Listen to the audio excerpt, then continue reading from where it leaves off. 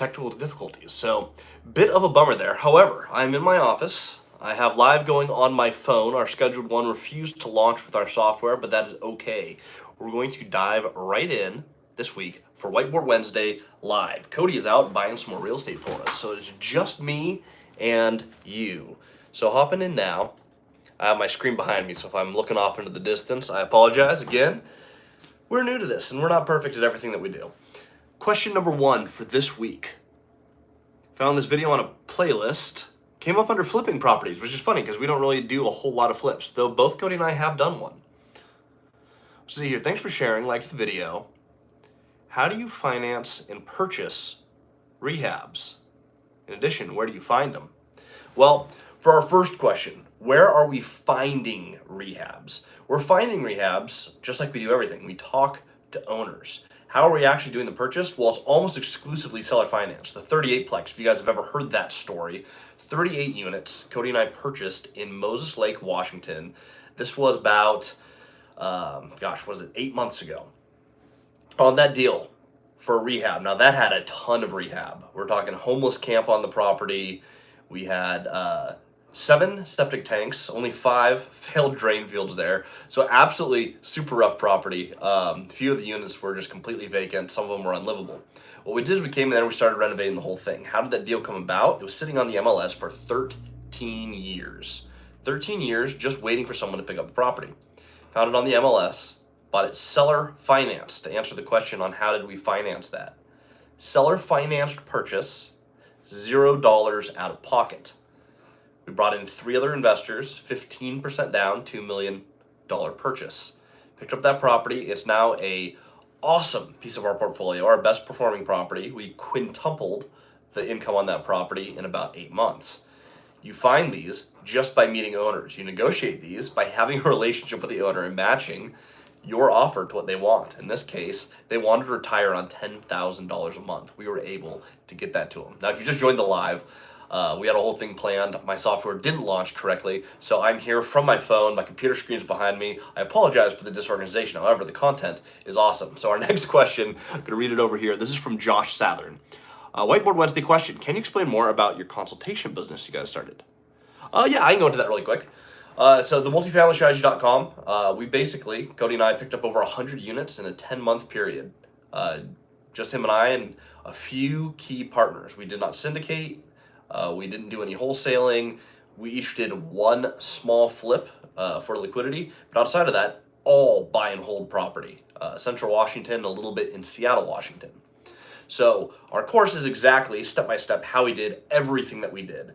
So we went through the purchase. How did we find owners? How did we actually do the networking? Making the phone calls. We put out step-by-step. The goal is anyone can watch that. It's all pre-recorded, 3, 4, maybe 5-minute videos. You can hop in that. Again, it's the multifamilystrategy.com and learn more. What we'll be launching here later next week are mentorship groups where we're going to start building out the community in that. 3 times a week, people can jump in and meet with us, go over deals live, ask your questions, and every Thursday we're going to have a 45-minute lecture with a 15-minute room to break out, discuss, and further explore. But that is our consulting business. We actually started that after we bought that 38plex I referenced in the last question. All right, question number 3. Again, I apologize, my screen is behind me. How many units do you guys plan to acquire long-term, and what are your thoughts on buying in a competitive market? I absolutely love that question. My thought on buying in a competitive market is to absolutely go for it, especially right now. You might have noticed the economy is pulling back. Stocks are down, gas is up, inflation's very high, and interest rates are on the rise. This causes uncertainty. When there's uncertainty, there's opportunity.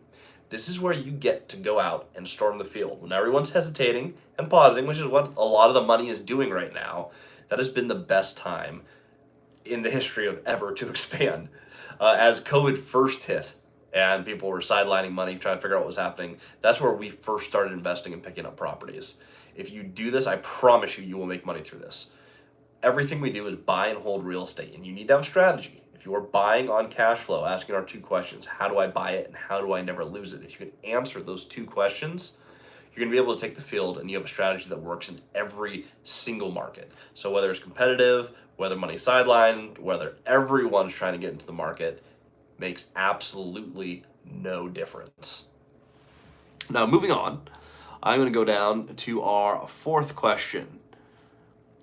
Question on calculating lender risk. Ooh, we have a really good video for that. I'm actually just going to link that one below because that is a much longer explanation than I'm going to do here.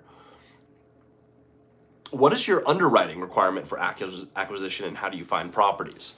Okay, this plays off the first question, but I'm actually going to go deeper into the underwriting criteria. How we find properties, just to answer that really quick, we find properties by talking to the owners in our market. Turns out there is no one more qualified to show you how to buy in the market than the people who have already done it.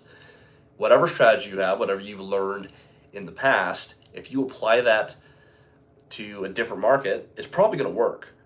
But there's going to be people in that market who are even better equipped to buy because they've already done it, and they're going to show you how to buy the properties that they've acquired. I promise you this works. We've done this in multiple markets now. 3 different counties: King, Kitsap, and Grant County. So we do know how to play that one game. That's how we find them. As far as the question of underwriting requirement, so back to how do you find it, how do you never lose it? Or sorry, how do you own it, how do you never lose it? How do you own it? It's the relationship. You learn what the deal is, what the opportunity is, and you talk to the owner. How do you never lose it is always answered by cash flow. I want to see a deal that cash flows. If I'm not bringing in other partners, my bare minimum is I want to see 8% cash flow day one. I want to see a lot more upside than that, but that's just the cash flow. That doesn't account for any appreciation. That doesn't account for any of the debt reduction, any of the tax benefits, any of the other reasons that you buy real estate.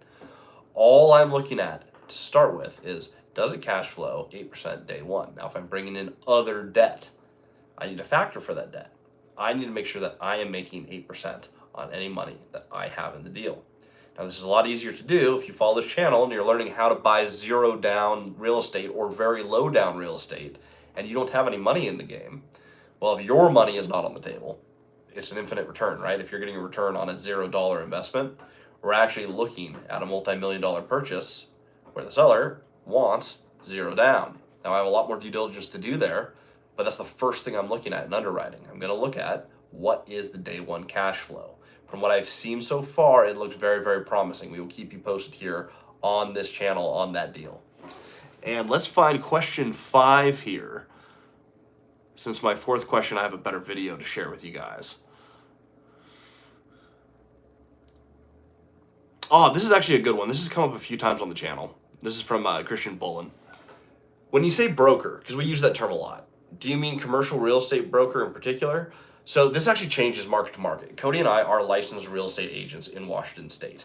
In Washington State, a real estate agent and a broker are the same thing. That is not true for every state. In some places, an agent works for a broker until they're a broker for a certain amount of time. In Washington, you start out as a broker, which is a real estate agent, and you can graduate to managing broker. So a broker can be a commercial agent, it can be a residential agent, it can be someone who sells self-storage, office, multifamily, single family. Broker in Washington is an all-encompassing term. So if you've been on this channel and you've seen us use that term, I apologize. I realize that we have a bit of a national audience and we don't always explicitly state that. So broker equals agent on this channel. Now, in the future, for next week, we're going to be working on our software. So when you see this come out, starting next Wednesday, 3 p.m. Pacific time, we're going to be sharing on this channel in a scheduled event that will go off without a hitch. We're going to be sharing exactly how we do everything we do. We're going to answer 5 questions from the comments, and then we're going to take the time to actually go through the live feed. If you have any other questions, we can also answer them there live. We're planning on allocating half an hour to an hour every week. So today's a little bit short because I'm reading through the text and my computer software just totally failed. So I'm here with you on the iPhone. Do me a favor, like, subscribe, share this. Join us next week. Both Cody and I will be here. I'm going to schedule it, create the thumbnail, everything is going to go without a hitch, but I look forward to seeing you all and talk to y'all soon.